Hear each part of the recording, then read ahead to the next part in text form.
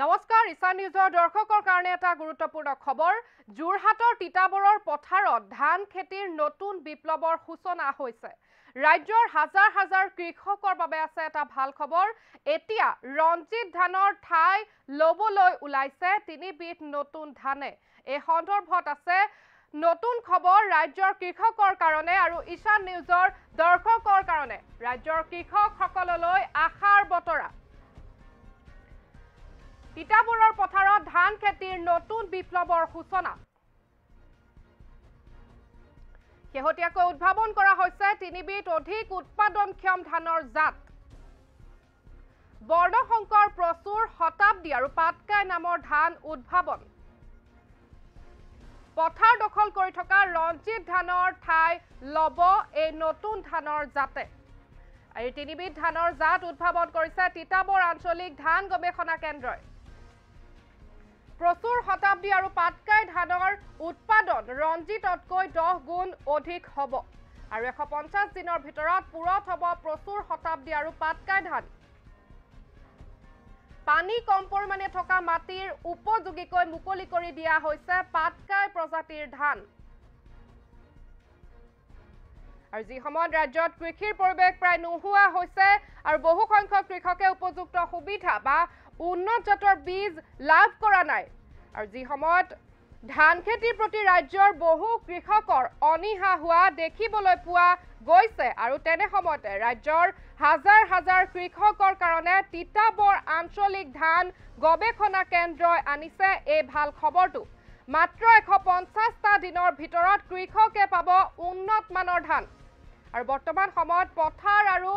বজাৰ দখল কৰি থকা ৰঞ্জিত নামৰ ধানবিধৰ হলনি এই তিনিবিধ নতুন জাতৰ ধান মুকলি কৰি দিয়া হৈছে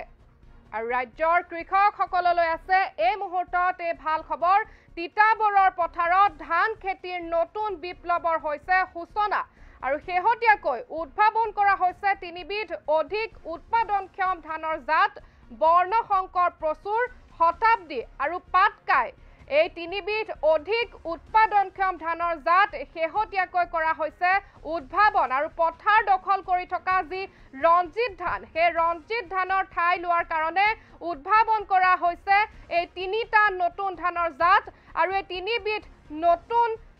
জাতৰ ধান বৰ্ণশংকৰ প্ৰচুৰ শতাব্দী আৰু পাটকাই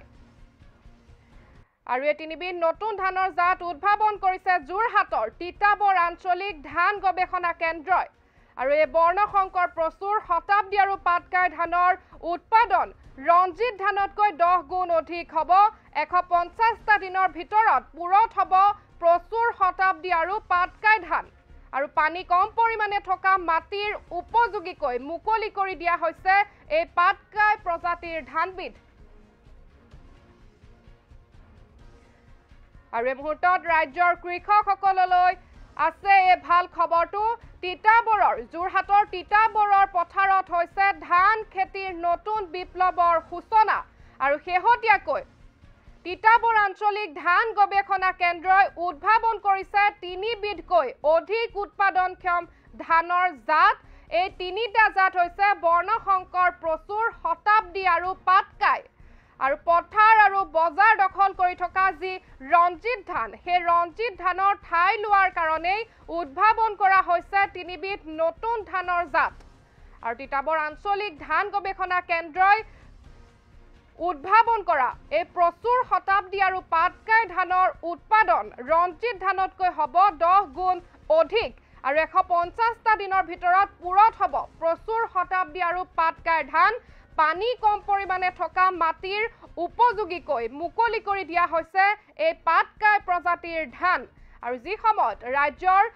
কৃষিৰ পৰিমাণ প্ৰায় নোহোৱা হৈছে বহু সংখ্যক কৃষকে ধান খেতিৰ কাৰণে উপযুক্ত সুবিধা পোৱা নাই বা উন্নত জাতৰ বীজ লাভ কৰা নাই আৰু যি সময়ত ধান খেতিৰ প্ৰতি ৰাজ্যৰ বহু কৃষকৰ দেখিবলৈ পোৱা যায় অনিহা হোৱা আৰু তেনে সময়তে ৰাজ্যৰ হাজাৰ হাজাৰ কৃষকৰ কাৰণে এই ভাল খবৰটো আনিছে তিতাবৰ আঞ্চলিক ধান গৱেষণা কেন্দ্ৰই মাত্ৰ 150টা দিনৰ ভিতৰত কৃষকে লাভ কৰিব উন্নত মানৰ ধান আৰু বৰ্তমান সময়ত পথাৰ দখল কৰি থকা ৰঞ্জিত নামৰ ধানবিধৰ হলনি এই তিনিবিধ নতুন ধানৰ জাত মুকলি কৰিছে